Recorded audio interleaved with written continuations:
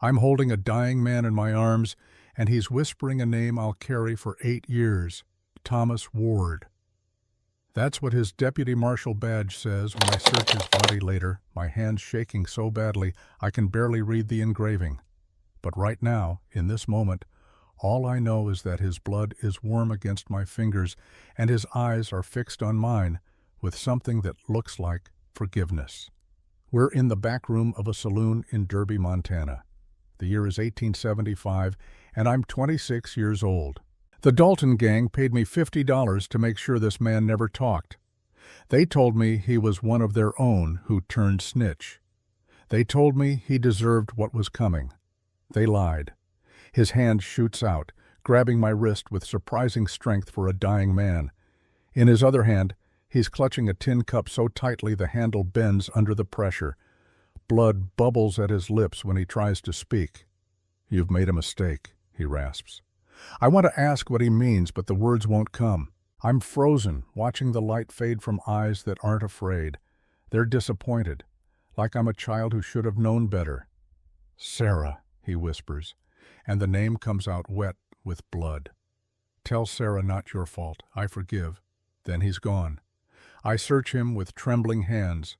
No gang tattoos, no wanted posters, just that badge, hidden in his boot like a secret he died protecting, and a worn leather journal in his coat pocket, pages filled with neat handwriting I'm too terrified to read. I bury the badge in the woods behind the saloon. I burn his identification papers in the stove. And then I ride up into the Bitterroot Mountains, where the snow falls thick enough to bury secrets, and the silence is so complete you can hear your own guilt breathing. I've been here ever since, alone, waiting for the law to find me. But it's not the law that finds me 8 years later. It's his sister. The advertisement I posted on the community board outside Walsh's Mercantile in Derby was brutally simple. Cook needed. Must not fear isolation or hard work. Room, board, and $10 a month. Ask for Gideon Cross. I didn't want to write it. For 8 years, I've lived as a hermit on these unforgiving slopes, a ghost haunting the same mountains that haunt me. I'm a trapper, a hunter, a man who's learned that grizzly bears are more honest than people and loneliness is safer than connection. But 3 weeks ago, a rotted tree branch gave way while I was checking my trap line. I fell 20 feet, and my right leg snapped like kindling when I hit the frozen ground. I managed to drag myself back to the cabin, set the bone myself with a leather strap between my teeth, and splint it with strips of bark and torn cloth. The deep winter is coming. The kind that buries cabins to the roofline and turns the mountain passes into walls of white. If I can't hunt, and I can't chop enough wood to outlast the freeze, I'll die up here with nothing but my guilt for company. So I need hands. I need help. I need someone who won't ask questions about why a man would choose to live like this. When the buckboard wagon finally grinds up the rutted trail to my clearing, the first snow of November is already falling. Fat flakes drift down from a sky the color of old bruises, settling on the pine branches and turning the world into something clean and silent and beautiful. I'm standing on my porch, leaning heavily on a crutch I fashioned from hickory. My leg throbs with each heartbeat, a constant reminder that the mountain always collects its debts eventually. I expect a sturdy widow from the valley. Maybe an older woman with hands like ham hocks and a constitution forged in frontier hardship. Someone who knows what winter means up here. Someone who won't break. Instead, a woman steps down from the wagon, and every muscle in my body goes tight. She's young, maybe 26. Pale skin that looks almost translucent in the harsh mountain light, wisps of chestnut hair escaping from a modest bonnet. She's wearing a worn wool coat that's seen better winters, and she's carrying a single leather traveling bag that's been repaired so many times the patches have patches. But it's her condition that makes my chest tighten with immediate anger. She's 6 months pregnant, maybe more. The swell of her belly is unmistakable even under the heavy coat. "Mr. Cross," she says, and her voice is soft, melodic, threaded with exhaustion that goes bone deep. I don't answer. I'm too busy glaring at Toby Chen, the 19-year-old driver who brought her up here. The kid's already turning the horses, desperate to get back down the mountain before the snow gets serious. "Toby," I call out, my voice the low gravel rumble of a man who hasn't used it much lately. "What in the devil is this? I asked for a worker, not a charity case." "She's the only one who answered the ad, Gideon," Toby shouts back. "Sheriff cleared it, said you take her or you manage on your own. Good luck to you both." He whips the reins and the wagon lurches forward, wheels cutting fresh tracks through the snow. Within moments, he's disappeared around the first switchback, leaving nothing but hoof prints and the soft whisper of falling snow. I turn my furious gaze back to the woman. She hasn't flinched at my shouting. She's standing ankle-deep in the snow, clutching her bag, her chin raised in defiance. The snowflakes catch in her hair like stars. "I am Norah Finch," she says, her breath pluming in the freezing air. "I am a capable cook, Mr. Cross. I am clean. I am quiet. And I am not a charity case. I am here to work." "You're with child," I say bluntly, pointing a calloused finger at her midsection. "This isn't a place for a woman in your condition. There's no doctor for 30 miles. If the winter closes the pass, there's no getting out until spring. You'll die up here, and you'll take that baby with you." Her eyes lock onto mine, and I'm struck by them. Deep brown, almost black in this light. There's something familiar in them that I can't quite place. Something that makes the hair on the back of my neck stand up. "If I had stayed in the valley, Mr. Cross, we would have starved before the first snowfall," she says, each word carefully measured. "I have nowhere else to go. I will earn my keep." I stare at her, taking in the tremor in her hands, the slight blue tint to her lips, the way she's holding that bag like it contains everything she owns in the world, which it probably does, but I also see something else, a desperate, feral pride. The same kind of pride that drove me up this mountain 8 years ago. The wind howls through the pines, a low, moaning warning that the temperature is dropping fast. I can't send her back now, even if I wanted to. A pregnant woman on foot wouldn't make it 2 miles down the mountain in this weather. "Get inside," I grunt, turning awkwardly on my crutch, "before you freeze on my porch and give me another body to bury." The words come out harsher than I intend, but she doesn't flinch. She just picks up her bag and follows me into the dim interior of the cabin. It's exactly what you'd expect from a solitary, injured mountain man. The air is thick with the smell of old grease, wet wool, and wood smoke. Dust coats the rough-hewn table. Dirty cast-iron pans sit stacked on the cold stove. The floorboards are stained with mud and dried blood from butchered game. Cobwebs hang in the corners like lace. I watch her take it in, waiting for the tears, the disgust, the immediate demand to be returned to civilization. Instead, she sets her bag down by the door with a soft thump. She unbuttons her heavy coat, revealing a simple dark cotton dress that stretches over her rounded belly. She rolls up her sleeves, exposing slender wrists marked with old scars I pretend not to notice. "Where is the lye soap?" she asks, her voice steady as a held breath. "And the bucket? I'll need to boil water." I blink, thrown completely off balance. Under the wash basin. Pump is out back. "You have a broken leg," she notes, looking at my splint with what I realize is a clinical eye. "I will fetch the water. Please sit down, Mr. Cross. You are in my way." Gideon Cross, a man who once fought off a mountain lion with a hunting knife, finds himself dumbly obeying this pregnant woman. I hobble over to my armchair by the cold hearth and lower myself down, watching in stunned silence as Norah Finch begins to systematically dismantle the chaos of my life. She works with the efficiency of someone who's done hard labor before. The bucket goes out to the pump. The stove gets stoked with kindling I'd split before the accident. Water begins to heat. She finds the soap and a scrub brush I'd forgotten I owned, and she hums while she works. Soft, tuneless humming that fills the cabin with something I haven't heard in 8 years. The sound of another human being existing in the same space as me. For the first week, we live in a tense, weary orbit around each other. I'm a man of long silences, unaccustomed to the rustle of skirts or the way another person's breathing changes the acoustics of a room. I watch her constantly, waiting for her to break.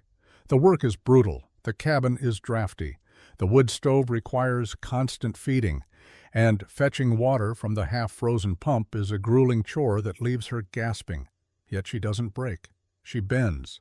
She struggles. She sometimes pauses to press a hand to the small of her back with a silent grimace. But she never complains, and slowly, almost imperceptibly, the cabin begins to transform. The layer of grime vanishes from the windows, letting in pale winter sunlight I'd forgotten existed. The floorboards are scrubbed until the natural grain of the pine shows through. The cobwebs disappear. The dishes get washed after every meal. But it's not just the cleanliness. It's something else. An atmosphere. A quality of the air. Norah Finch brings a quiet dignity to this savage wilderness, and I don't know what to do with it. One evening, about 5 days after her arrival, I'm sitting at the table expecting the usual hardtack and salted pork I've been surviving on for years. Instead, she places a steaming bowl in front of me, and the smell alone makes my mouth water. It's a rich, thick stew made from the last of my venison, but she's done something to it. Added wild onions she must have foraged before the snow got too deep. Thickened it with a roux that turns it silky and complex.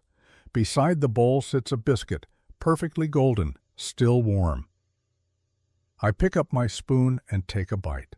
The flavor explodes in my mouth. It's not just food. It's a memory. It's my mother's kitchen when I was a boy, before everything went wrong. It's comfort and home, and things I thought I'd left behind forever. I look up at her. She's sitting across from me, eating slowly, her eyes cast down at her own bowl. There's something almost meditative about the way she eats, like she's grateful for every bite. "Where did you learn to cook like this?" I ask, my voice softer than I intended. She pauses, her spoon hovering. "My brother taught me. He loved sage and thyme, said it reminded him of home." The past tense doesn't escape me. What happened to him? A shadow passes over her face, quick as a bird's wing. Her hand unconsciously goes to a small tarnished silver locket that hangs at her throat, resting just above the swell of her pregnancy. "He died 8 years ago," she says quietly. "He was a deputy marshal, killed in the line of duty. 8 years ago, the same year I killed Thomas Ward." I set my spoon down carefully, trying to keep my hand from shaking. "I'm sorry for your loss." She nods, still not meeting my eyes. "He was a good man, better than most. He tried to do the right thing, even when it cost him." The room suddenly feels too small, the air too thick. I need to change the subject before she sees something in my face that I can't explain. "Well," I manage, picking up the biscuit to give my hand something to do. "He taught you well. This is the best meal I've had in a decade." It's the closest thing to a compliment I've given in years, and it lands between us like a gift. A faint color rises in her cheeks, dusty pink against her pale skin. For just a second, the corner of her mouth twitches upward into something that might become a smile if given permission. It strikes me like a physical blow. Beneath the exhaustion and the grief and the swollen pregnancy, there's a quiet, resilient beauty, the kind that comes from surviving things that should have broken her. She looks like someone who's been through a war and came out the other side still believing in things like biscuits and sage, and the way a meal can make a stranger feel human again. I eat the rest of my dinner in silence, hyper-aware of her across the table. The way she holds her cup, the precise, elegant way she tears her biscuit into small pieces, the way she touches that locket when she thinks I'm not looking. That night, after she's gone to bed in the small corner I've curtained off for her, I lie awake in my chair by the dying fire and try to piece together the impossible arithmetic of coincidence. A woman appears on my mountain. She's running from something. Her brother was a deputy marshal who died 8 years ago, the same year I killed a deputy marshal in Derby. It can't be the same man. The odds are astronomical. Montana Territory is vast. There are dozens of deputy marshals. Hundreds of ways to die out here. But that locket, the way she said his name, the look in her eyes. I don't sleep that night. I just watch the embers fade to ash and listen to her breathe in the darkness, wondering what kind of cosmic joke would bring Thomas Ward's sister to the cabin of the man who killed him. The next day I start watching her more carefully, not just watching, studying.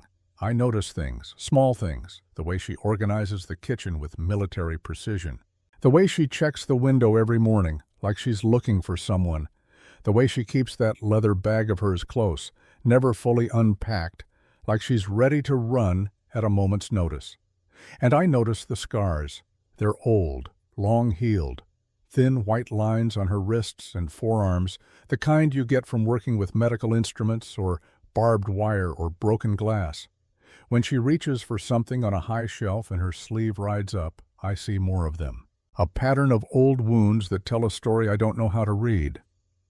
On the third day, while she's outside hanging wet towels on the line I'd strung across the porch, I do something I'm not proud of. I open her bag. My hands are shaking as I unfold the worn leather. Inside, carefully packed, I find a nurse's kit, bandages, sutures, a small leather case of surgical tools, bottles of carbolic acid and laudanum, so she wasn't lying about being a nurse.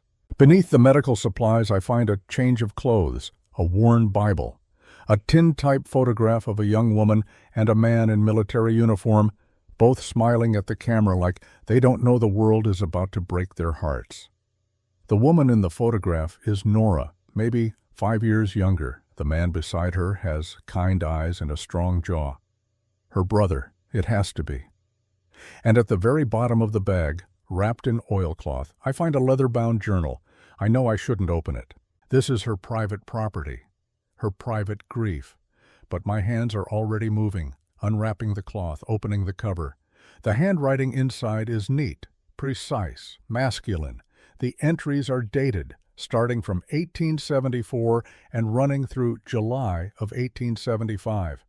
Thomas Ward's journal. My vision tunnels. My ears start ringing. I flip through the pages with numb fingers, scanning entries that talk about undercover work, about infiltrating the Dalton gang, about a young gun named Gideon Cross, who doesn't know he's being set up. I find the entry from June 1875, 1 month before he died. I've infiltrated the Dalton gang. They trust me now. But there's someone else working for them, a young gun named Gideon Cross. He doesn't know I'm a marshal. I have to be careful. If they find out, they'll use him to kill me. He's just a kid trying to survive. I won't let them turn him into a murderer. The journal slips from my hands and hits the floor with a sound like a gunshot. He knew. Thomas Ward knew the Daltons were going to use me. He knew I was being set up. And he tried to protect me anyway. I hear footsteps on the porch. Norah's coming back inside.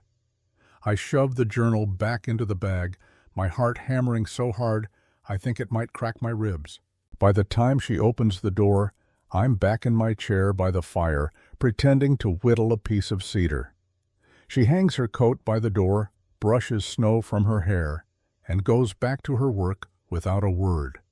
But I see her glance at the bag, just once, quick as a breath, and I know she knows I touched it. That night, the temperature drops so fast the walls of the cabin creak and groan like a ship in a storm. The wind comes howling down from the high peaks, rattling the shutters and finding every crack in the chinkling. I'm building up the fire when Norah speaks from her corner. "Mr. Cross, may I ask you something?" I freeze, poker in hand. "Go ahead." "Have you ever killed a man?" The poker slips from my fingers and clatters against the hearth. I don't pick it up. I just stare into the flames, watching them dance and flicker like memories I can't escape. "Only in self-defense," I finally say. It's not entirely a lie. I thought I was defending myself when I shot Thomas Ward, and only men who deserved it. Silence stretches between us, heavy as the snow piling up outside. "My brother was killed by someone like that," she says quietly. "A coward who shot him and ran. Left him bleeding on a saloon floor without even the decency to face what he'd done." The fire blurs in my vision. I realize I'm crying. Silent tears that I wipe away quickly before she can see. "I'm sorry," I manage. "That must be hard to carry." It is, but I'm used to carrying hard things. I hear her stand up, hear her footsteps crossing the floor toward me. I don't turn around. I can't. She stops beside my chair. For a long moment, neither of us moves. Then she places something on the arm of my chair, something small and metallic. "I found this in your things," she says softly. "When I was looking for extra blankets in the storage chest. I wasn't snooping. I needed blankets for my bed." I look down. It's a tin cup, old, dented. The handle bent at an angle, the same cup Thomas Ward was holding when he died. The same cup I took from the saloon that night, thinking I could melt it down and erase the evidence. The same cup I shoved into that storage chest 8 years ago and tried to forget about. That cup, Norah says, and her voice is shaking now, has my brother's initials scratched into the bottom. T.W., he always carried it, said it was lucky. I can't breathe. The room is spinning. "I came here because the sheriff in Derby said you were hiring," she continues. "But before I left town, I did some asking around about you, about why a man would live alone on a mountain for 8 years, and I found out something interesting." She moves around to face me, and when I finally force myself to meet her eyes, they're filled with tears. "You were in Derby the night Thomas was killed. You left town the same night. You never came back. And you've been hiding up here ever since, like a man running from something he can't outrun." "Norah," I start, but she holds up a hand. "I'm not here for the job, Mr. Cross. I'm here because I think you know what happened to my brother. And I'm not leaving until you tell me the truth." The wind screams outside, battering the cabin. Snow hisses against the windows. The fire pops and crackles, indifferent to the wreckage of 2 lives colliding in this small, desperate space. "I didn't come here to accuse you," she says, softer now. "I came here because his journal said to find you. His last entry, written the day before he died. He said if anything happened to him, I should find Gideon Cross. He said you would tell me the truth."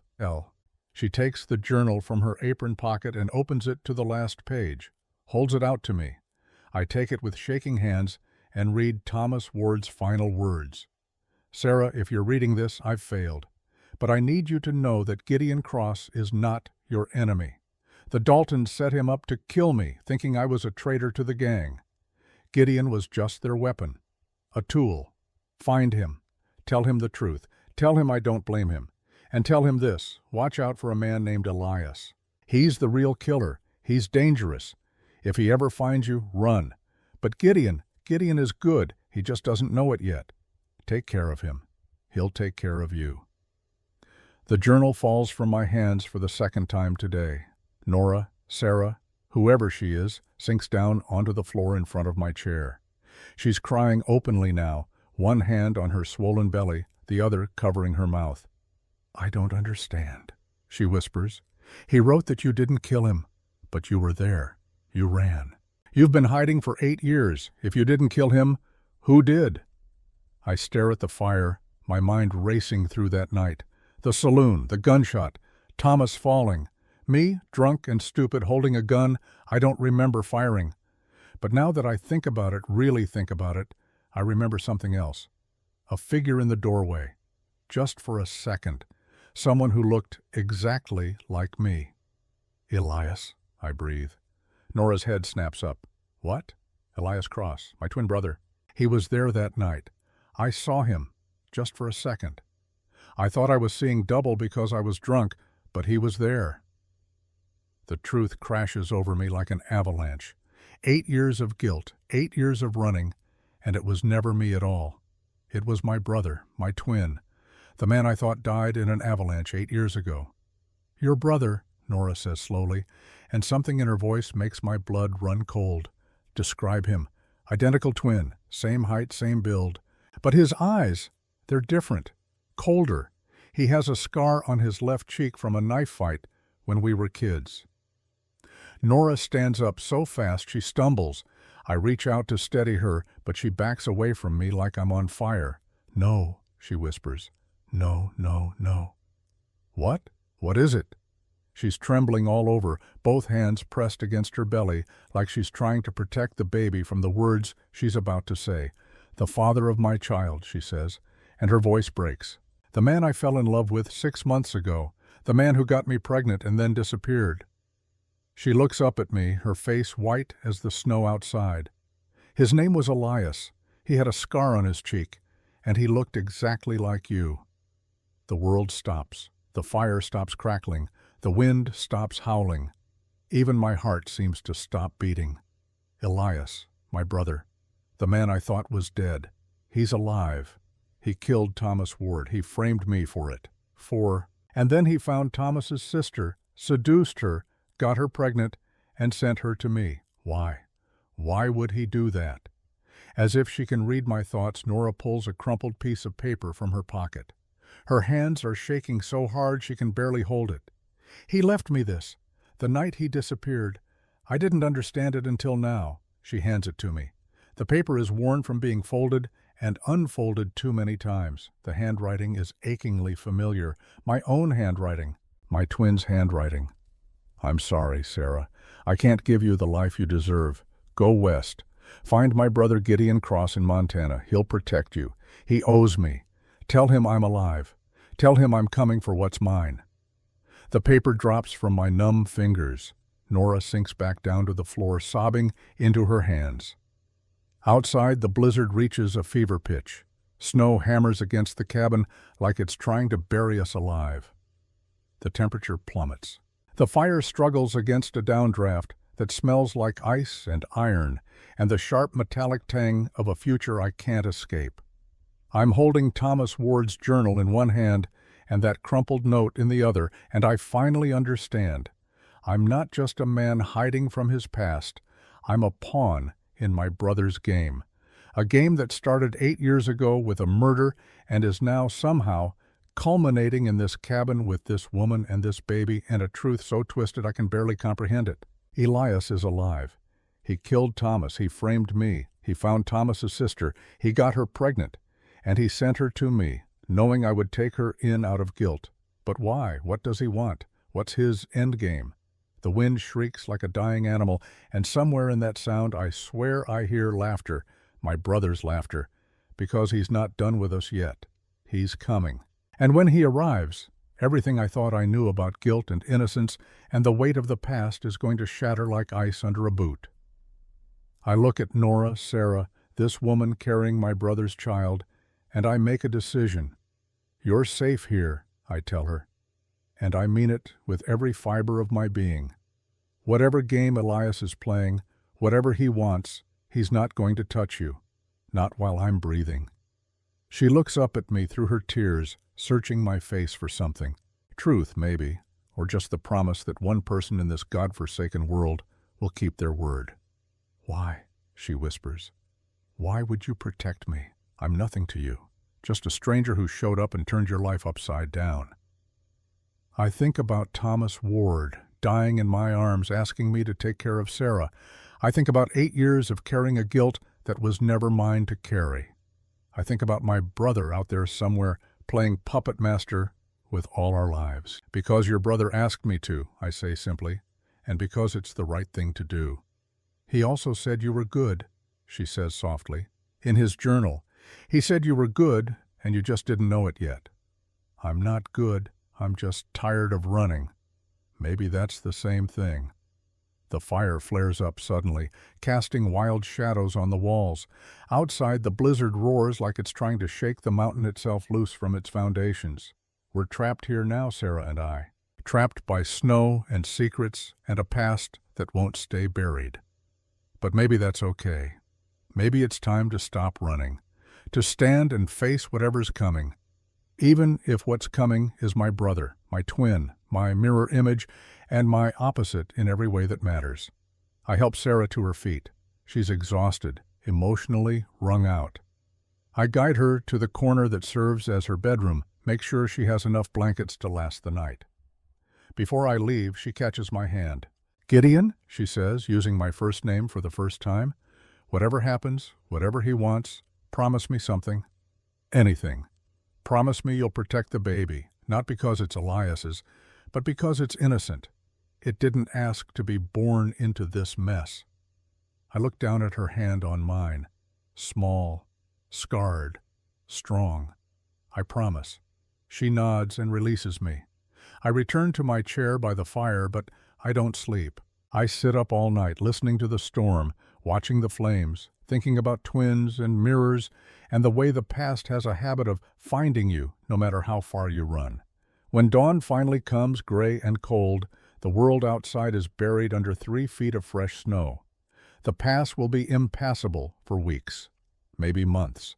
We're cut off from the world, just me and Sarah and the ghost of my brother hanging between us like smoke. I stand at the window looking out at the white expanse, and I see something that makes my blood freeze in my veins. Tracks in the snow. Fresh tracks. Leading up to the cabin and then away again, disappearing into the tree line. Someone was here last night, watching, waiting.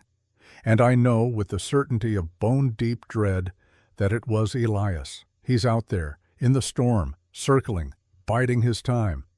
The game is just beginning, and I have no idea how to win. The tracks in the snow haunt me all morning. I stand at the window with my rifle, watching the tree line, waiting for movement that never comes. The sun rises weak and pale over the mountains, turning the fresh snow into a field of diamonds that hurt to look at. Everything is beautiful and deadly quiet. Sarah emerges from her corner around mid-morning, moving slowly, one hand pressed to her lower back. Her eyes are swollen from crying, but her face is composed. She's the kind of woman who saves her breaking for the dark hours when no one can see. "Coffee?" she asks, her voice hoarse. "I'll make it," I say, not taking my eyes off the window. "You can barely walk. Sit down." It's not a request. I hobble back to my chair and watch as she moves through the morning routine with practiced efficiency. The stove gets fed, water boils, the cabin fills with the smell of coffee and something else, something I can't quite name, something like normalcy. But normal is a lie we're both pretending to believe. When she sets the cup in front of me, I notice her hands are steady now. Whatever storm passed through her last night has left her harder somehow, tempered. "The tracks," she says, sitting down across from me. "You saw them too." "Yes." It's him, isn't it, Elias?" I nod, wrapping my hands around the cup for warmth that has nothing to do with temperature. "Why doesn't he just come to the door?" she asks. "Why circle us like a wolf?" "Because that's what he does. He waits, he watches. He finds the exact right moment to strike, and then he does it in a way that makes you think it was your own fault all along." Sarah's hand goes to her belly, an unconscious gesture of protection I've seen her make 100 times. "Tell me about him, about your brother. I need to know who the father of my child really is." So I tell her. I tell her about growing up as twins in a homestead 20 miles south of here. About how our mother died when we were 10 and our father never quite recovered. About how Elias and I were identical on the outside but completely different on the inside, like two halves of the same coin that could never face the same direction. I tell her about the hunger in Elias. The way he always wanted more than what we had, more attention, more respect, more of everything. And how that hunger turned dark when our father started drinking, started choosing me over him for every little thing. The hunting trips, the lessons in trapping and tracking. The quiet moments by the fire when a father teaches his son what it means to be a man. Elias got none of that. He got the back of our father's hand and the cold silence that comes after. I tried to share it with him, I say, staring into my coffee like it holds answers. Everything Father taught me, I'd teach to Elias later. But it wasn't the same. It wasn't enough. He wanted it firsthand. He wanted to be seen. "What happened to your father?" Sarah asks. "Died when we were 20. Hunting accident. At least, that's what the sheriff ruled it. But you don't think it was an accident." I meet her eyes. Elias was with him when it happened. Said Father slipped on ice crossing a ravine, fell 40 feet onto rocks. But Father had crossed that ravine 1,000 times. He knew every inch of this mountain. Understanding dawns in Sarah's face. "You think Elias pushed him?" "I don't know. I'll never know. But a year after Father died, Elias started running with bad men, the Dalton gang, outlaws and killers. I tried to pull him back, tried to remind him of who we used to be. but he was already gone. I take a long drink of coffee, remembering. The avalanche happened during a hunting trip. We were tracking elk in the high country when the whole mountainside came down. I got caught in it, buried up to my chest. Elias dug me out, saved my life. But then the snow shifted again, and he disappeared. I searched for 3 days, found his rifle, his coat, but no body. You thought he was dead. I buried an empty casket, mourned him for 2 years, and then one day I saw him in a saloon in Denver. He was alive, working for the Daltons. He looked right at me, smiled, and walked away like I was a stranger. Sarah's quiet for a long moment, processing. That must have destroyed you. It did. I followed him, tried to talk to him, but he was gone before I could catch up. I went back to the homestead, but everything reminded me of ghosts, so I came up here, started trapping, started trying to forget. Until the night you met my brother. Until the night Thomas Ward died and I thought I'd killed him. The fire crackles. Outside, a branch heavy with snow breaks and falls with a muffled thump. The journal said Elias was the real killer, Sarah says carefully. That he was working for the Daltons, and they wanted Thomas dead because he was undercover. Thomas was trying to protect me, I say, my throat tight. He knew the Daltons were setting me up. He knew they'd make it look like I pulled the trigger so they could control me, use me. But Elias got there first. He killed Thomas and made sure I was drunk enough to think I'd done it myself. Why? Why go through all that trouble? Because Elias doesn't just want to hurt people. He wants to destroy them from the inside out. He wanted me to carry that guilt, to run, to hide, to waste away up here thinking I was a murderer. Sarah stands abruptly, pacing to the window. Her silhouette is backlit by the snow glare, and I can see the tremor in her shoulders. He told me he loved me, she says, her voice barely above a whisper. When he found me in St. Louis, I was working at a hospital. I was alone. My brother had been dead for 2 years, and I had nothing.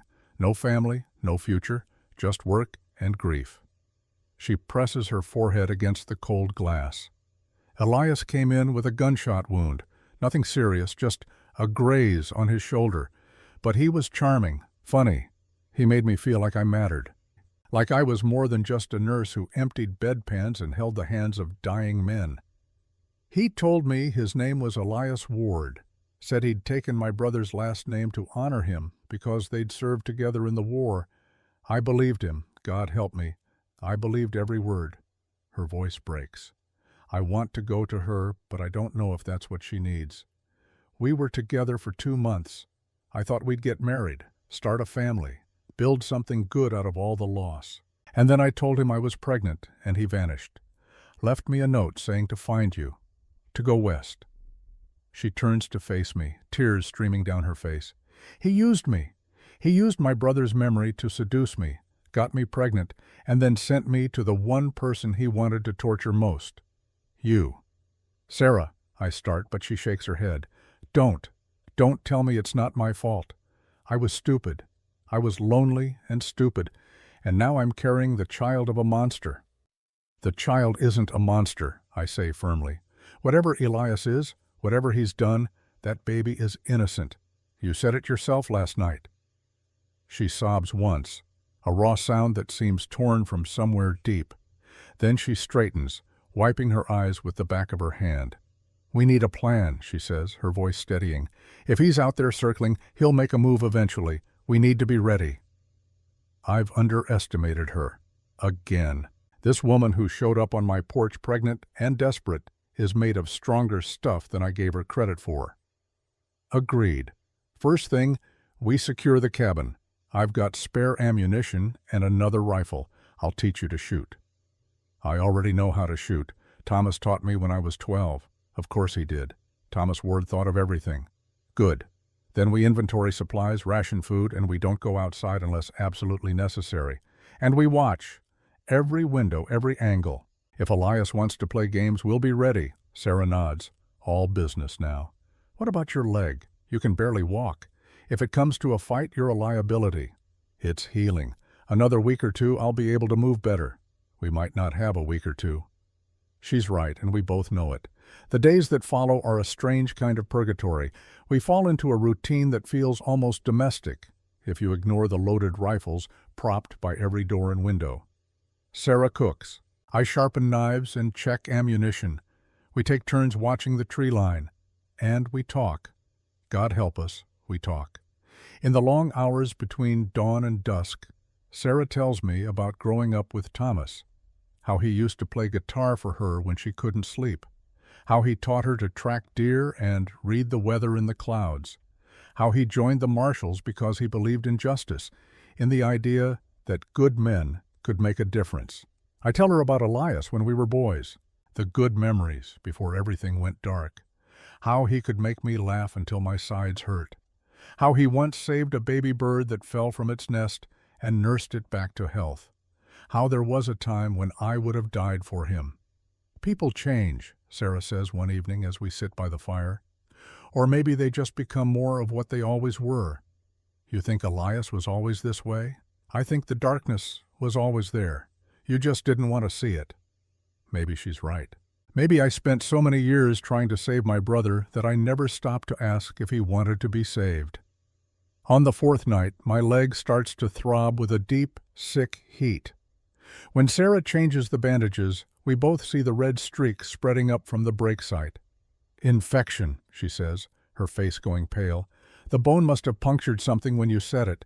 We need to clean this properly. She works on my leg for 2 hours, using her medical training and supplies from her nurse's kit. The pain is excruciating, white-hot agony that makes my vision blur and my teeth crack together. But Sarah's hands are steady. She debrides the wound, irrigates it with carbolic acid, packs it with clean bandages. Her face is a mask of concentration, and I realize she's done this before, probably hundreds of times in field hospitals during the war. "You're good at this," I manage through gritted teeth. "I'm good at keeping people alive. Doesn't mean I can save everyone." When she's done, I'm drenched in sweat and shaking. She helps me to my bed, which I've barely used since she arrived, and covers me with every blanket we have. "You need to rest," she says. "Really rest.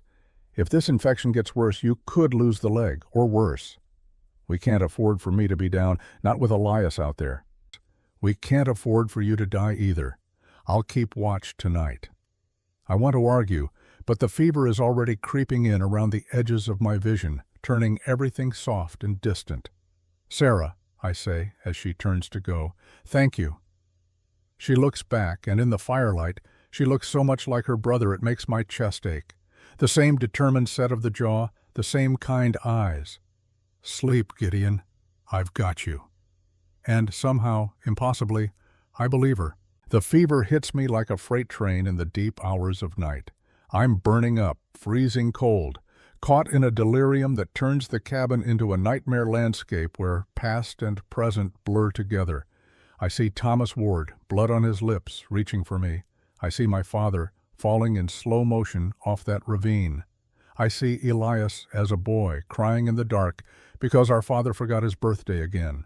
And through it all, I hear Sarah's voice, steady, calm, anchoring me to the present. She bathes my forehead with cool cloths, forces water between my cracked lips, changes my bandages when the fever sweats through them. She doesn't sleep. I know because every time I surface from the delirium, she's there. In my lucid moments, I try to tell her things. Warnings about Elias, instructions for where I keep my money, my supplies, how to survive the winter if I don't make it. "You're not dying," she says firmly each time. "I didn't come all this way to watch another good man die in front of me. So you're going to fight this, Gideon Cross. You're going to fight, and you're going to live." On the third night of the fever, I wake to find her asleep in the chair beside my bed. She's slumped forward, her head pillowed on her arms, one hand still resting on my wrist like she fell asleep checking my pulse. Her face is drawn with exhaustion. There are new lines around her eyes, new gray in her hair that wasn't there before. This week has aged her in ways that have nothing to do with time. I watch her sleep and something shifts in my chest, something that has nothing to do with fever and everything to do with the way she's fought for me when she had every reason to let me die. She could have walked away, could have let the infection take me and been free of this whole mess. But she didn't. She stayed, she fought, just like her brother would have done. I must make a sound because her eyes flutter open.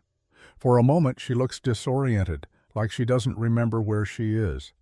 Then she focuses on me, and relief floods her face. "Your fever broke," she says, touching my forehead.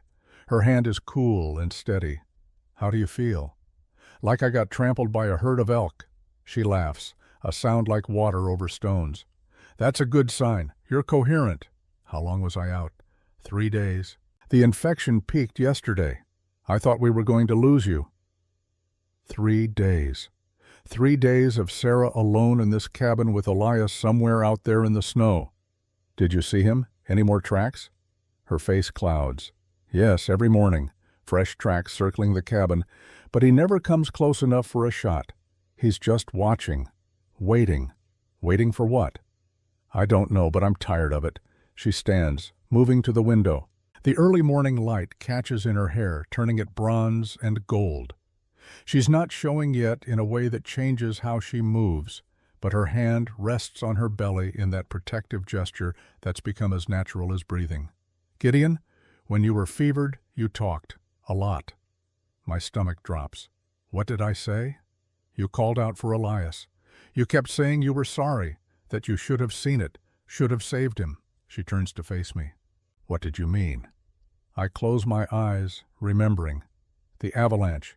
When Elias disappeared, I searched for 3 days. But there was a moment right before the second wave hit when I could have grabbed him, could have pulled him back. I hesitated, just for a second, and then he was gone. "You think you could have saved him?" "I know I could have. I was the stronger climber, the faster thinker. But I froze, and he paid the price. Or so I thought. And you've been carrying that guilt ever since." "Wouldn't you? He was my brother, my twin, my responsibility." Sarah crosses back to the bed and sits on the edge, her weight shifting the mattress. "Gideon, listen to me. You didn't fail Elias. He chose this path.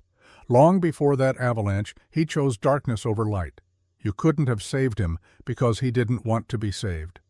"You don't know that?" "Yes, I do, because I've seen what he's capable of. He seduced me knowing exactly who I was. He got me pregnant as part of some twisted game. He sent me to you to torture you with guilt. That's not a man who was shaped by one moment of hesitation. That's a man who's been building his own hell brick by brick his entire life." Her eyes are fierce, burning with a conviction that makes me want to believe her. "My brother's journal said you were good," she continues. "He said you just didn't know it yet. Well, I'm here to tell you the same thing. You're not the villain in this story, Gideon. Neither is Thomas. The only villain is Elias, and he's counting on you feeling too guilty to fight back." "What are you saying?" "I'm saying it's time to stop running, stop hiding. When he comes, and he will come, we face him together, and we end this." Something in her voice reminds me of steel being forged. She's not the same woman who stepped off that wagon 2 weeks ago. That woman was running. This woman is ready to stand and fight. "You sound like a general rallying troops." "I was an army nurse for 4 years. I've seen what happens when good people hesitate, when they second-guess themselves while evil acts without conscience." She places her hand over mine. "Thomas died because he hesitated. He saw the good in people, even in the Dalton gang, even in Elias. It got him killed. I won't make the same mistake, I say, and I mean it." Over the next week, as my leg slowly heals and my strength returns, Sarah and I prepare for war. She's a better shot than I expected. I watch from the porch as she puts bullet after bullet through a target I've nailed to a tree 50 yards out. Her form is textbook perfect, her breathing controlled, her fingers squeezed smooth. "Thomas was a good teacher," I observe. "The best." She reloads without looking down, muscle memory taking over. "He said shooting is 90% mental. If you flinch, you miss. If you hesitate, you die." Sounds like Thomas. He also said the hardest thing in the world is shooting at something that looks human, that your brain will fight you every step of the way, trying to stop you from doing the thing you know you have to do. She chambers around and takes aim again. I used to wonder what he meant. Now I know. The shot rings out, echoing off the canyon walls, dead center. When Elias comes, she says quietly, lowering the rifle, I won't hesitate. I believe her. 2 days later, on a morning so clear and cold it hurts to breathe, everything changes. I'm out checking the snare line I set up close to the cabin. My leg is still weak, but I can walk now without the crutch if I'm careful. The snow crunches under my boots, each step breaking through the frozen crust with a sound like breaking glass. I've caught 2 rabbits, which is good. Our supplies are running low, and winter shows no signs of loosening its grip. I'm resetting the 3rd snare when I hear it, a sound that doesn't belong in the winter silence. A horse, whinnying, close. I drop the rabbit carcasses and pull my revolver, moving as quickly as my bad leg will allow back toward the cabin. My heart is hammering. Elias doesn't have a horse. At least, he didn't have one when he left those tracks, unless he went down to Derby. Unless he's been planning this longer than we thought. I break through the tree line and stop dead. There's a horse tied to my porch rail, a big black gelding with a white star on its forehead. Steam rises from its flanks. It's been ridden hard. And sitting on my porch, casual as Sunday morning, is my brother. Elias looks exactly like me. Same height, same build, same dark hair, though his is longer, touching his collar. But his eyes are different. I remembered that much correctly. Where mine are brown and warm, his are brown and cold. Empty windows and a handsome face. The scar on his left cheek is still there, a thin white line from a knife fight when we were 16. I got the same scar in the same fight, only mine is on my right cheek. Perfect mirrors, even in our damage. Hello, brother, he says, and his voice is my voice. It's been a long time. I keep my revolver trained on his chest. Not long enough. He smiles, showing teeth that are too white, too perfect. Is that any way to greet family? I've come a long way to see you. Why are you here, Elias? Isn't it obvious? He gestures at the cabin. I've come for what's mine. Sarah isn't yours. She never was. I'm not talking about Sarah. His eyes flick to the cabin door. Though I'll admit, I'm curious how you've been treating her. Is she well? Is the baby healthy? Rage floods through me, hot and pure. Don't you dare act like you care. But I do care, Gideon. That's my child she's carrying. My blood. My legacy. Your legacy is murder and lies. Is it? He stands, moving with the lazy grace of a predator who knows he's faster than his prey. I seem to recall you spent 8 years thinking you were the murderer. How's that for a legacy? I know the truth now. I know you killed Thomas Ward. I know you framed me for it. Do you? His smile widens. And how exactly do you know that, brother? Did Sarah tell you? Did you read Thomas's convenient journal with its convenient last entry pointing the finger at me? Something in his tone makes my blood run cold. What are you saying? I'm saying you're still playing the game, Gideon. You just don't know it yet. Before I can respond, the cabin door opens and Sarah steps out, my rifle in her hands. Get off our porch, Elias. Our porch. The words hit me somewhere deep. Elias's eyes light up when he sees her. Sarah, you look radiant. Pregnancy agrees with you. I said get off our porch. There's that fire I fell in love with. He takes a step toward her, and she raises the rifle to her shoulder. Easy now. You wouldn't shoot the father of your child, would you? You're not a father. You're a sperm donor. There's a difference. Elias laughs, a sound like breaking glass. Oh, I've missed you, Sarah. The way you cut straight to the bone. It's one of your best qualities. Last warning, Sarah says, and I can hear the tremor in her voice. Not fear, rage. Leave now or I put a bullet in you. You won't, Elias says confidently, because you're not a killer. You're a nurse, a healer. It's against your nature. You'd be surprised what nature allows when you're protecting your child. The standoff stretches. 3 people, 2 guns, a lifetime of lies between us. Then Elias does something that changes everything. He reaches into his coat, moving slowly, and pulls out a folded piece of paper. "I brought you something," he says, holding it out. "A gift. Call it a peace offering." "We don't want anything from you," I say. "Oh, I think you'll want this." He unfolds the paper, and even from 20 feet away, I can see official seals, legal stamps. It's a birth certificate for the baby, already filled out. Father listed as Gideon Cross, Mother Sarah Ward, all legal, all official. Sarah's rifle waivers. What? "I'm giving him to you," Elias says simply. "The baby. I'm signing away all parental rights. He's yours, Gideon, yours and Sarah's. Congratulations, brother. You're going to be a father." The world tilts sideways. Why would you do that? Because I'm not father material. We both know that. But you've always wanted a family. Always wanted to be the good son, the good man, the hero. Well, here's your chance. He sets the paper on the porch rail and steps back, hands raised. "That's all I came to say. I'm leaving, going east. You'll never see me again." "This is a trick," Sarah says. "It has to be." "No trick. I'm done with this life, done with the Daltons, done with all of it. I just wanted to do one good thing before I disappear for good." He walks to his horse, swings into the saddle with easy grace. "Raise him well, brother. Teach him to be better than both of us." "Elias, wait," I call out, confused, suspicious, but he's already turning the horse. "One more thing," he says, looking back over his shoulder. "You asked how I knew you'd take Sarah in, how I knew you'd protect her. How? Because I know you, Gideon. I know you better than you know yourself. You've spent your whole life trying to fix my mistakes, carrying my guilt, being the good twin." He smiles that empty smile. "I was counting on it." And then he's gone, riding down the mountain trail, disappearing into the trees. Sarah lowers her rifle slowly, her face pale. What just happened? I climb the porch steps and pick up the birth certificate.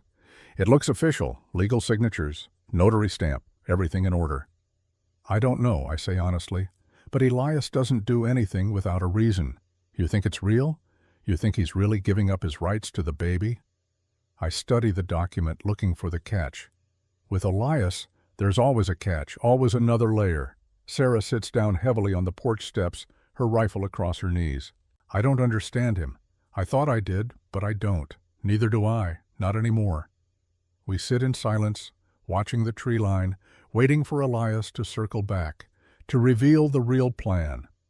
But hours pass, and he doesn't return. The sun crosses the sky, the shadows lengthen, the temperature drops as evening approaches, and slowly, impossibly, we start to believe that maybe, just maybe, he meant what he said. That night, we sit by the fire, passing the birth certificate back and forth like it might disappear if we look away. "It could be a forgery," Sarah says for the 10th time. "It could be," I agree, "but if it's real, if he really signed away his rights, then legally, the baby would be yours, ours." The word hangs between us. Ours. "Is that what you want?" I ask carefully. "Because I meant what I said. I'll protect you and the baby regardless. But this would be different. This would be choosing to build something together." Sarah stares into the fire for a long time. When she finally speaks, her voice is barely above a whisper. "When I was delirious with grief after Thomas died, I used to imagine what it would be like if I could go back, if I could warn him, save him. But I never could. The past is fixed, unchangeable." She looks at me, and her eyes are wet with tears that don't fall. "But the future isn't. The future is wide open. And maybe that's the gift Thomas was really giving me when he wrote that journal entry. Not answers about his death, but hope for what comes after." "He said I was good," I murmur, "that I'd take care of you." "He was right. You're good, Gideon Cross. You're the man Elias could have been if he'd made different choices. And I think maybe, if we're brave enough to try, we could build something good here. Something real." She places her hand over mine, and I realize we're both shaking. "I can't promise to love you," she says honestly. "Not yet, not after everything. But I can promise to try, to stay, to build this life with you if you'll have me." I think about Thomas Ward, bleeding out in my arms, asking me to take care of Sarah. I think about 8 years of guilt and running and hiding from a crime I didn't commit. I think about the baby growing inside this brave, broken woman, and how Elias was right about one thing. I've always wanted a family. Always wanted to be the man my father never was, the man Elias refused to become. I'll have you, I say, my voice rough. I'll have both of you, and I'll spend the rest of my life making sure you never regret that choice. Sarah smiles, and it's small and fragile and real. Then I guess we're doing this. I guess we are. Outside, the wind picks up, rattling the shutters. Snow begins to fall again, heavy and thick. We're locked in for another few weeks at least. But for the first time since Sarah arrived, the cabin doesn't feel like a prison. It feels like a beginning. The screaming starts 3 weeks later, in the deep hours before dawn, when the world is at its darkest. I jolt awake in my chair by the fire, my hand already reaching for the rifle propped against the armrest. But the sound comes again, and I realize it's not danger, it's pain. Sarah is on her knees beside her bed, one hand clutching the wooden frame, the other pressed against her swollen belly. In the dim firelight, I can see the wetness spreading across the floor beneath her. Her water has broken. "Gideon," she gasps, her face slick with sweat despite the cold. "It's time. The baby is coming." I'm across the cabin in 3 lurching steps, my healed leg protesting but holding. "It's too early. You said you had another month." The baby doesn't care what I said. Another contraction hits her, and she bites down on her lip hard enough to draw blood. "Help me, please. I've delivered lambs, calves, even a foal once. But I've never delivered a human child, and the terror that floods through me is unlike anything I've felt facing down grizzlies or avalanches or my own brother's cold eyes. "Tell me what to do," I say, kneeling beside her. She's shaking, her breath coming in short, sharp bursts.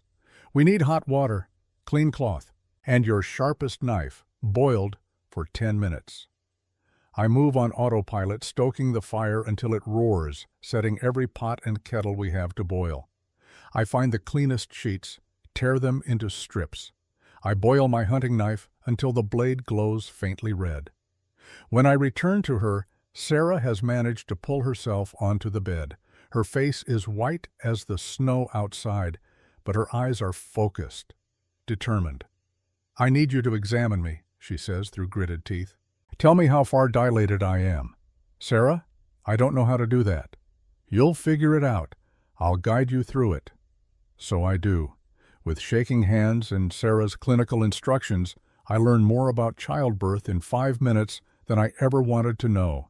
And what I learned sends ice through my veins. "You're fully dilated," I tell her. "But something's wrong.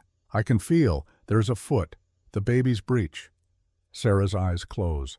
For a moment her whole body goes still. Then she opens them again, and the steel in her gaze could cut diamond. "You're going to have to turn the baby, manually." "I don't know how to do that. I'll tell you, step by step. But Gideon, I need you to listen very carefully. This is going to hurt me, badly. I might scream, I might beg you to stop, but you can't stop. If the baby comes out feet first, we'll both die. Do you understand?" I understand that I'm being asked to hurt this woman who's come to mean more to me than my own life. I understand that my hands might be the death of her, but I also understand that not trying guarantees that death. I understand. Good. Now on the next contraction, you're going to reach up and find the baby's other foot. What follows is the longest hour of my life. Sarah doesn't just scream, she howls, she thrashes. She begs me to stop in a voice so broken it doesn't sound human. But every time I hesitate, she forces her eyes open and commands me to continue. "Don't you dare stop, Gideon Cross. Don't you dare." So I don't stop. With sweat pouring down my face and my hands slick with blood, I follow her instructions. Find the foot, find the other foot. Gentle pressure, rotating, praying to a God I stopped believing in 8 years ago. And somehow, impossibly, the baby turns. "He's head down," I gasp. "Sarah, he's head down." She's too exhausted to respond. Her eyes are half closed, her skin gray. She's lost too much blood. I can see it pooling beneath her, soaking through the sheets. Sarah, you need to push. The baby's ready, but you need to push. Can't, she whispers. Too tired. Yes, you can. You're the strongest woman I've ever met. You survived Elias. You survived this winter. You survived me. You can do this. Nothing. Panic claws at my throat. She's fading. Right in front of me, she's slipping away. And then I remember. Thomas Ward, her brother, the man whose death brought us together. I lean close to her ear. Thomas is watching, Sarah. Your brother is watching, and he needs you to fight. He needs you to live. He needs you to raise this baby and teach him what it means to be good. Don't you dare let him down. Her eyes snap open. There's fury in them now. Fury and pain, and something that looks like resurrection. Don't you use my brother against me, she snarls. Then prove me wrong. Push. She does. The next 10 minutes are a blur of blood and agony, and sounds I'll hear in my nightmares for the rest of my life.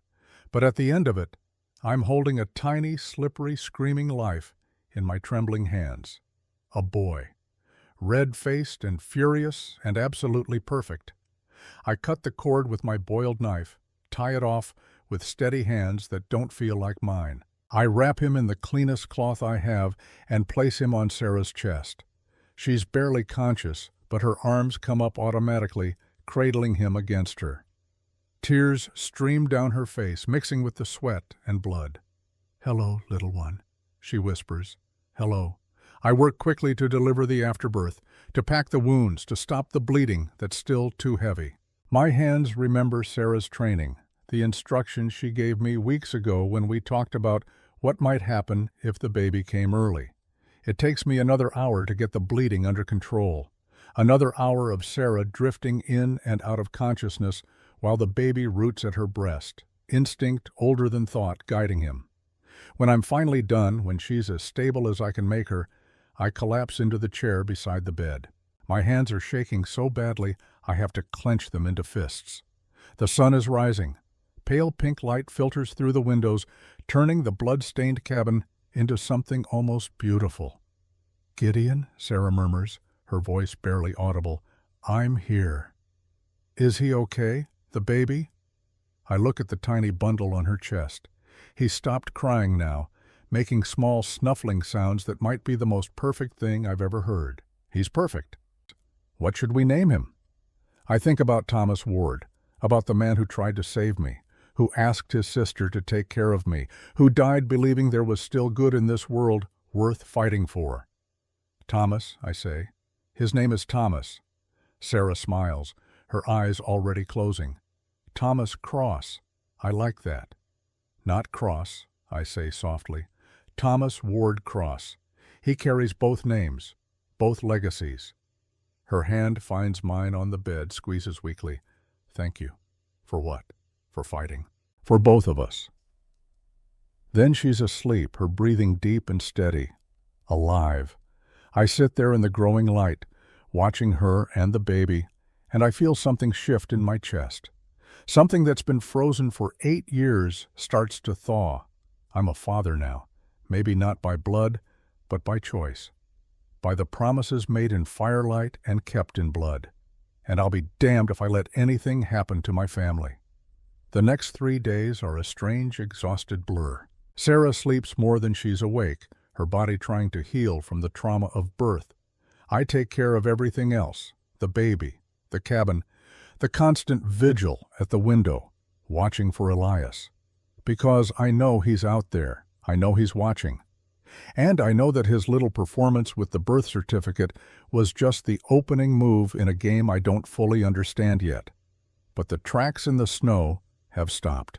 The circling has ended. It's like Elias vanished into the mountains, leaving us in a silence that's somehow worse than his presence. On the 4th day, Sarah is strong enough to sit up. I bring her breakfast in bed, which feels domestic and strange and right all at once. "You're getting good at this," she says, watching me juggle the baby while balancing a tray of eggs and toast. "I'm terrified every second that I'm going to drop him." "You won't. You're too careful." I hand her the baby, and he latches immediately, nursing with the single-minded intensity of the very young. Sarah winces but doesn't complain. "Does it hurt?" I ask. "Everything hurts. But it's a good hurt. The kind that means we're alive." I set the tray across her lap and settle into my chair. Outside I can hear snow sliding off the roof, the first real sign that winter might be loosening its grip. "Spring is coming," Sarah observes. "Another few weeks, the pass will be clear." "What do you want to do when it clears?" She's quiet for a long moment, watching Thomas nurse. "I've been thinking about that, about what comes next. And I want to stay. Here, with you, if you'll have us." My heart does something complicated in my chest. "You're sure?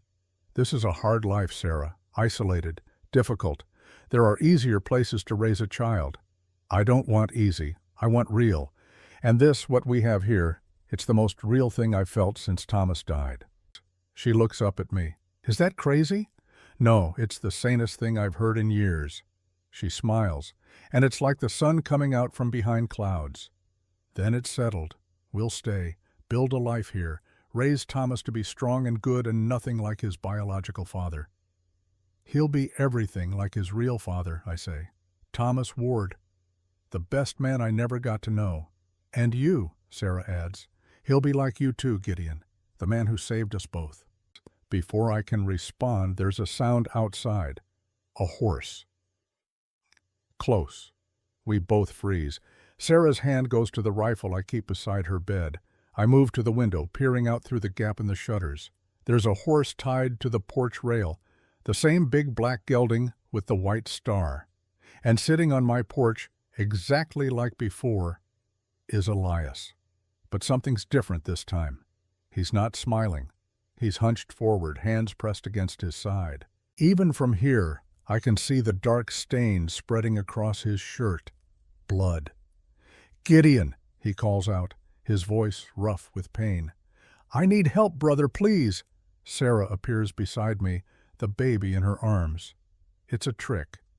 Maybe, but he's bleeding, could be dying. Good. I look at her, surprised by the venom in her voice. "He doesn't deserve your mercy," she says, "after everything he's done." "No, he doesn't, but Thomas would help him anyway. Thomas believed in mercy even for people who didn't deserve it. Thomas is dead because of people like Elias. I know, but I'm not Thomas. I'm just a man trying to figure out how to live with the choices I make. And if I let my brother bleed to death on my porch without even checking if I can help, I become something I don't want to be." Sarah's jaw tightens, but she nods. "Fine, but I'm covering you with the rifle. And if he makes one wrong move, I'm putting a bullet in him." "Fair enough." I grab my revolver and step out onto the porch. The morning air is crisp and cold, but there's a softness to it that wasn't there a week ago. Spring is definitely coming. Elias looks up at me, and I'm shocked by what I see. He's pale as death, sweating despite the cold. The wound in his side is serious, maybe fatal. "What happened?" I ask, keeping my distance. "Daltons," he gasps. "Found out I was planning to testify against them. Sent 3 men. I killed 2, but the 3rd got me before I got him." "Where did this happen?" I ask, my hand tight on the rifle. Elias grimaces, his breathing shallow. 10 miles south. They caught me at dawn, coming through the narrow pass below Derby. 3 riders." He pauses, coughing. Blood flecks his lips. "The first one I shot from ambush. He never saw it coming. The second charged me on horseback. I pulled him down, broke his neck with my bare hands. And the third had a rifle. Smart enough to keep his distance. We traded shots for maybe 5 minutes. He got me here." He presses harder against his side, and fresh blood seeps through his fingers. "But I got him in the throat, watched him drown in his own blood. And you rode all the way here, like this? Didn't have anywhere else to go. Where is he now? The 3rd man?" "Dead. All of them dead. But I'm not far behind. I study him, looking for the lie. But all I see is pain, and something that might be fear. Why come here? Why not go to a doctor in Derby? I wouldn't make it. Too far. Too much blood." He coughs, and red bubbles at his lips. Besides, you're the only one who'd understand. Understand what?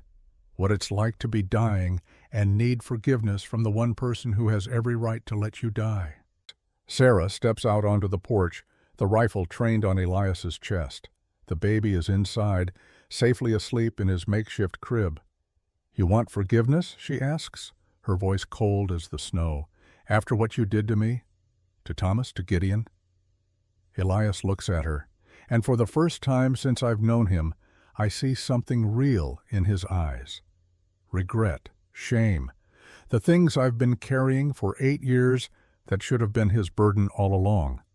"No," he says quietly, "I don't deserve forgiveness. I know that, but I wanted to see you both one more time, to see if the baby came, to know if I did one thing right by giving him to you." "The baby came," I say. "A boy. We named him Thomas."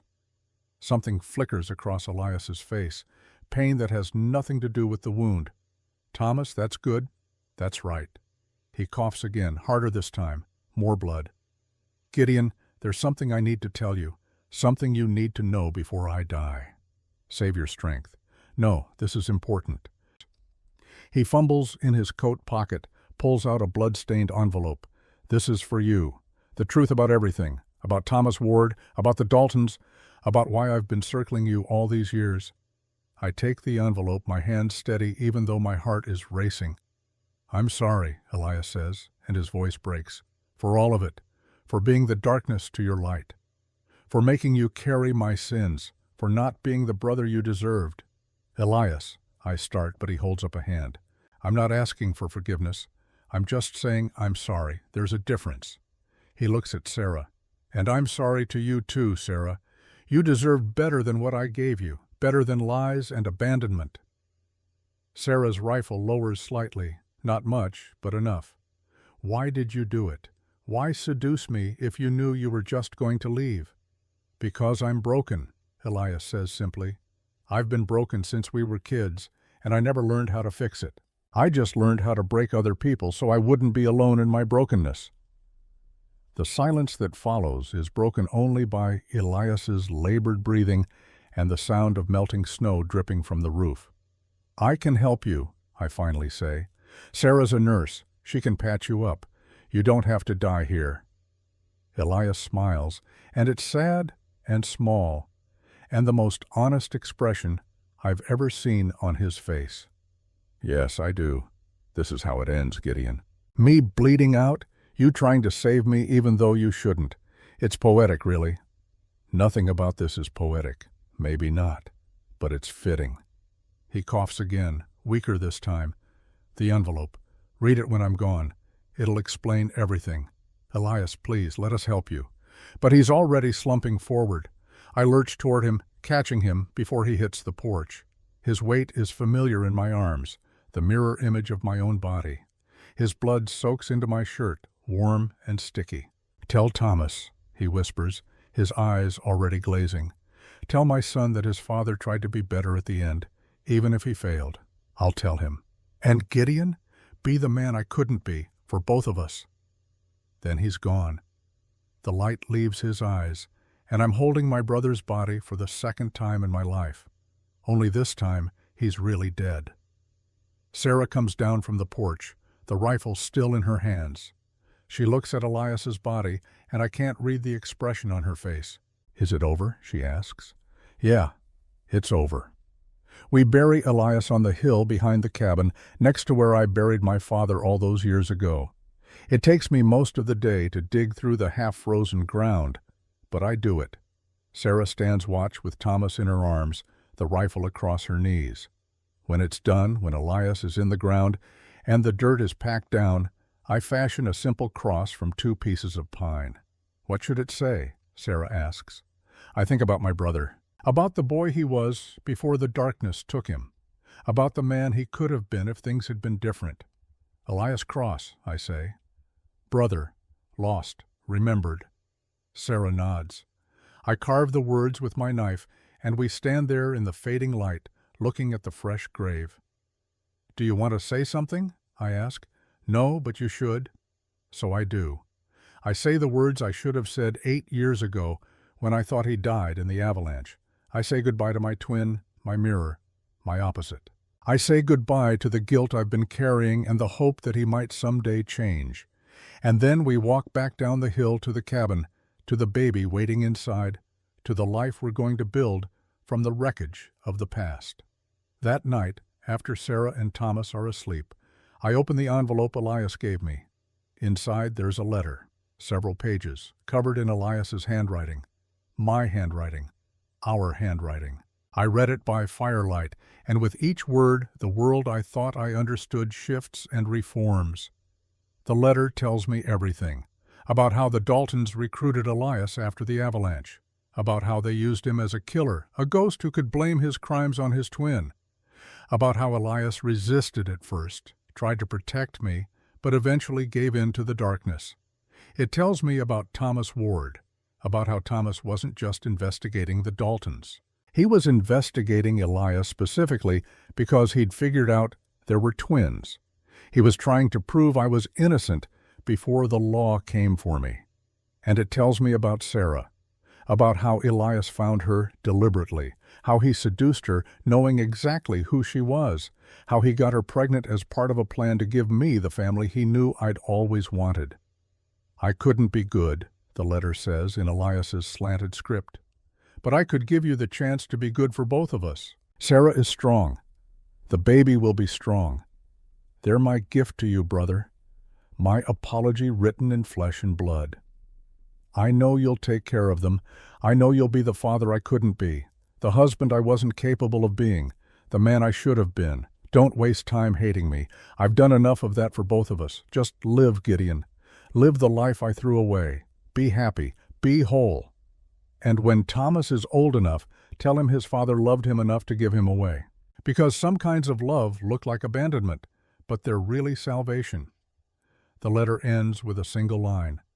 Thank you for being my brother, even when I didn't deserve it. I fold the letter carefully and place it in the box where I keep my important things. Someday, when Thomas is old enough, I'll give it to him. Let him decide for himself what kind of man his biological father was. But for now, I just sit by the fire and let the tears come. For Elias, for Thomas Ward, for all the ways love can be twisted and broken and still somehow lead to something good. Sarah finds me there an hour later. She doesn't say anything, just sits beside me and takes my hand.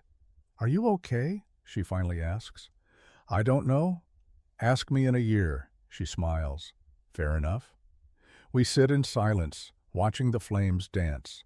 Outside, the snow is melting faster now. Rivulets of water run down the mountainside, carving new paths in the frozen earth. Spring is coming. Real spring, not just the promise of it. Gideon, Sarah says softly, I've been thinking. About what? About us. About what we are to each other. My heart starts to pound. What are we? I don't know yet, but I'd like to find out. Slowly, carefully, if you're willing. I turn to look at her. In the firelight, she's beautiful in a way that has nothing to do with her features and everything to do with her strength. I'm willing, I say. I'm willing to try.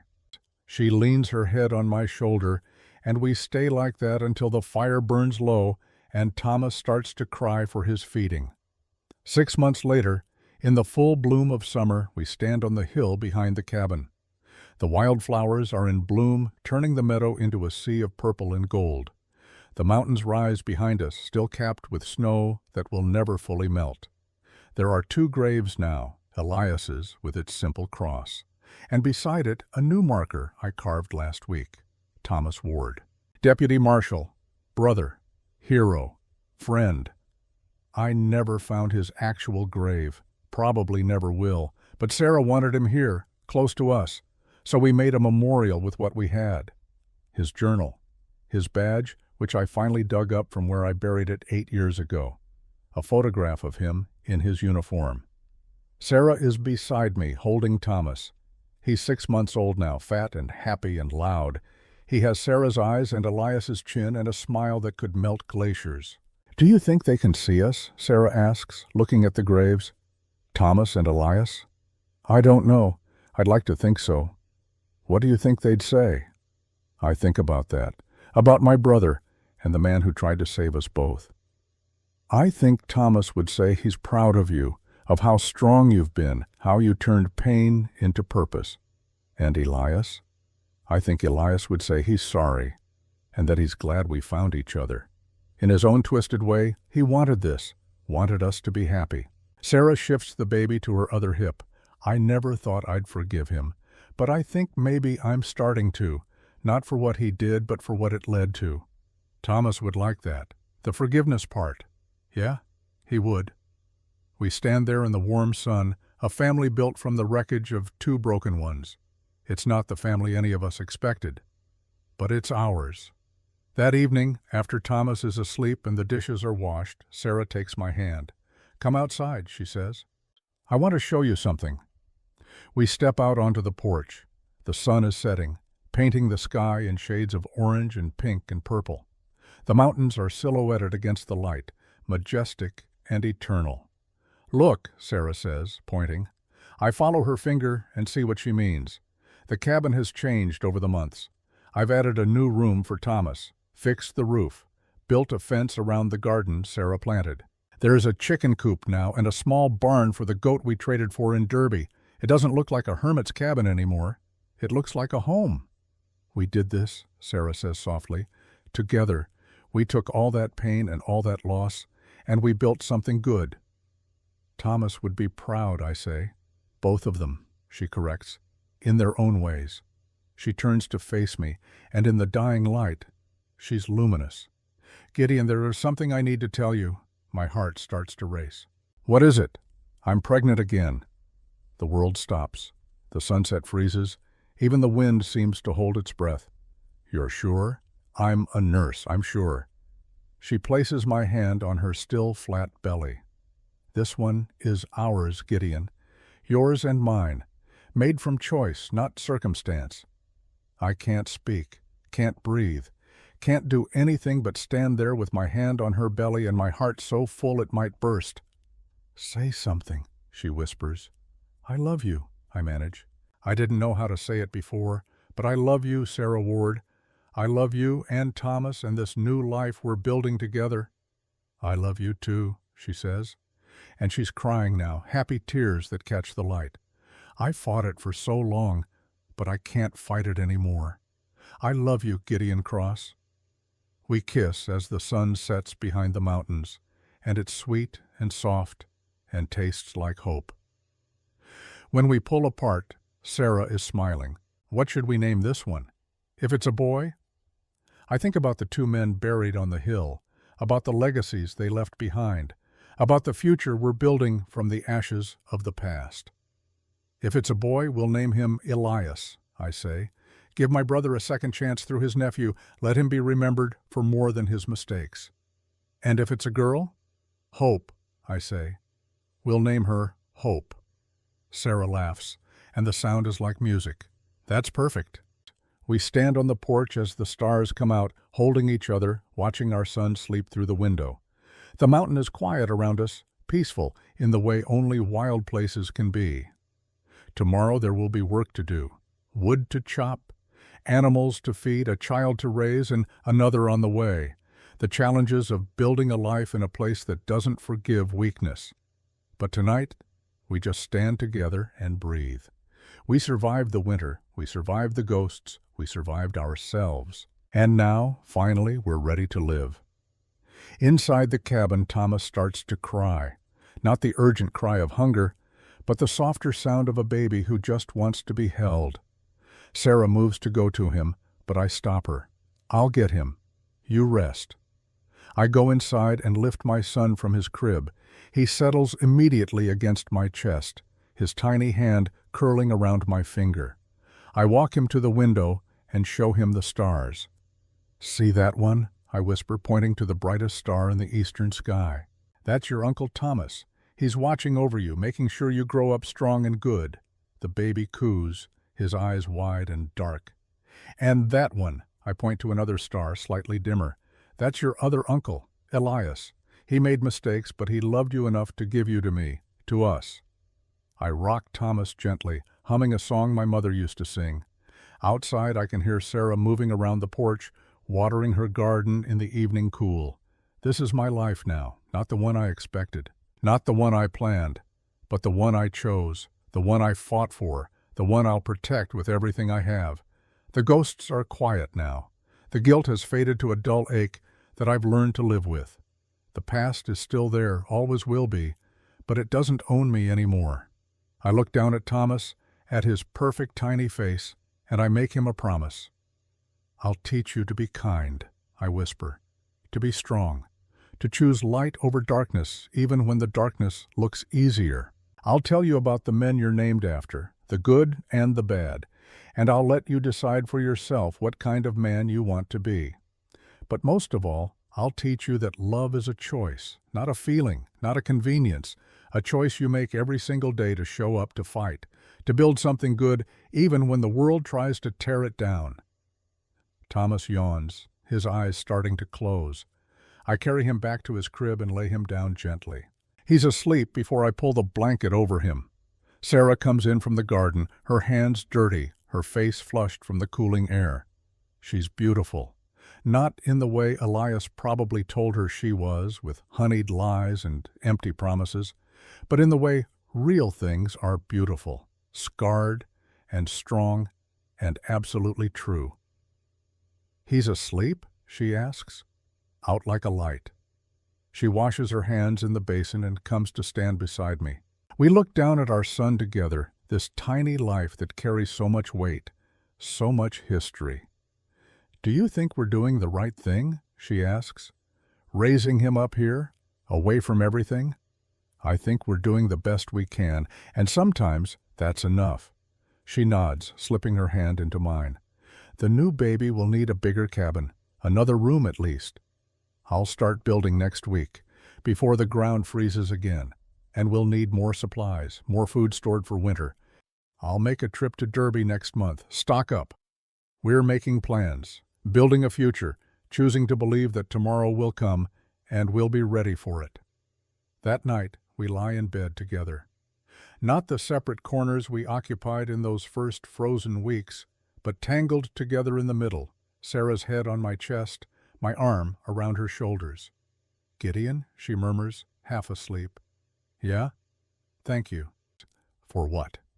"For being the kind of man who'd take in a pregnant stranger in the middle of winter, for fighting for us, for choosing to love when it would have been easier to stay closed off." I kiss the top of her head.